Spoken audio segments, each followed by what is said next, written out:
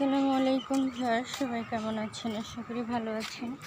সবাই আমার ইউটিউব চ্যানেলটাকে সাবস্ক্রাইব করে দিবেন, সবাই পাশে থাকবেন। তো চলে আসলাম ছাদ বাগানে, সুন্দর সুন্দর ফুল ফুটে আছে।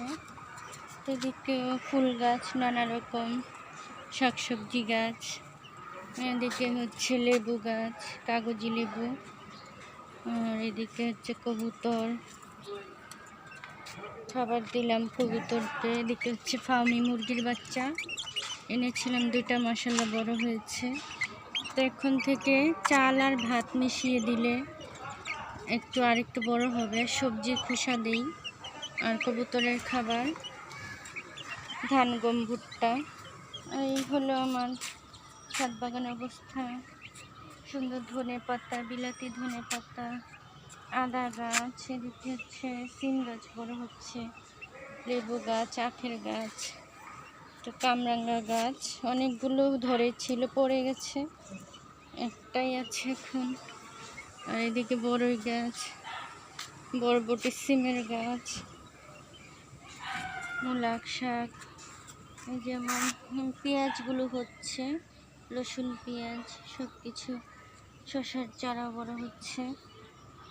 আর এদিকে পোলাও পাতার গাছ, এদিকে আমার ডালিম ফলগুলো বড় হচ্ছে। আর এদিকে তো বাগান বিলাসী ফুল। এই হলো আমার বেগুন গাছ, এটা তো বেগুন ধরেছিল, হচ্ছে বেগুনের চারা হচ্ছে। আর এদিকে তো ডালিম গাছ, মালবেরি ফলের গাছ, যে পাকা ফল। আর এদিকে তো লেবু গাছ, মাশাআল্লাহ তো অনেকগুলো লেবু ধরেছে। আর এদিকে তো মালটা গাছটাকে আজকে একটু সাইড করে দিয়েছি। আর এদিকে হচ্ছে লেবু গাছ, আর একটা লেবু গাছে একটা লেবু আছে, ফুল এসেছে। আর এদিকে হচ্ছে নানা রকম গাছ, শাকসবজি। এদিকে পাতাবাহার, মূলা শাকের গাছ, এদিকে ড্রাগন গাছ। তো এই গাছটা আজকে সাইড করে দিয়েছি, সার গোবর দিতে হবে। তো এদিকেও গাছ, নানা রকম শাকসবজি, ফলমূলের গাছ হচ্ছে।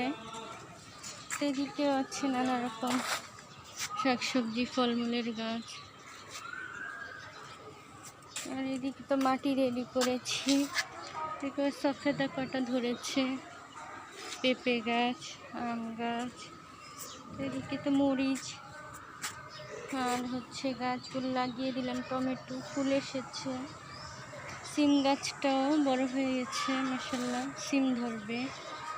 তো বড়ই ধরেছিল কয়েকটা, বড়ই একটু একটু লাল হচ্ছে। এদিকে তো এই গাছটাতে কয়েকটা সফেদা ধরেছে, আর এদিকে ধরেছে পেয়ারা ধরেছে কিছু, আর এদিকে ধরেছে পুঁইশাকের মুচি, আর কিছু আছে এদিকে চন্দ্রমল্লিকার ফুল, নানা রকম ফুলের গাছ। তো এই হলো বাগান। তো ছাদ বাগানে আসলে কম বেশি কাজ থাকে, টুকটাক করতে হয়। তো আজকে কয়েকদিন ধরে কাজ করে আজকে একটু খারাপ লাগছে, আর বেশি কাজ করলাম না, পানি দিলাম শুধু বাগানে। তো একটু একটু করে কাজ করে এগিয়ে নিলে পরে আরামে থাকা যায়, আরামসে ফলমূল শাকসবজি খাওয়া যায়। আর একটানা কাজ করলে তখন কিন্তু পুরা বাগানে কাজ করলে অসুস্থ হয়ে যেতে হবে। তো একটু একটু করে কাজ করতে হয় বাগানের নিয়মই, তাহলে শরীরও ভালো থাকে, মনও ভালো থাকে, সুস্থ থেকে কাজও করা যায়। আর ছাদ বাগান বলতে একটু কষ্ট করলে কষ্ট মিলে। কষ্ট করার পর তখন ফুল, ফল, শাকসবজি যখন হয়, সেটাই হচ্ছে ছাদ বাগানের আনন্দ। সবাই ভালো থাকবেন। আল্লাহ হাফেজ, আসসালামু আলাইকুম।